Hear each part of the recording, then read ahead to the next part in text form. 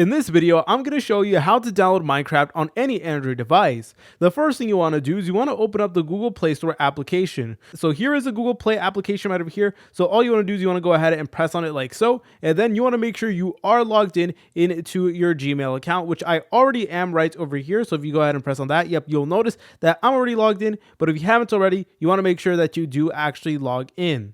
Once you're done with that, what you want to do is you want to go ahead and go to the bottom menu and press on search. Then go to the search bar and then just look up Minecraft just like so. Then the top option should be Minecraft Play with Friends. So all you want to do is you want to go ahead and press on it like this. So keep in mind, Minecraft is not a free game. You will need to go ahead and actually pay. So if you're from the United States, you will need to go ahead and pay around $7 in order to actually purchase Minecraft. And if you're in like India, then you will need around 29 Indian rupees. So again, the price of Minecraft will depend on where you're watching this video. But again, if you're watching this in America, then it is going to be around $7. So you need to go ahead and actually pay for it. Now, let me show you guys how to quickly add a payment method so that you guys can go ahead and actually purchase Minecraft. What you want to do is you want to go ahead and just go back. You want to go to the top right and select on your profile icon like so. Then you want to go ahead and select on payments and subscriptions.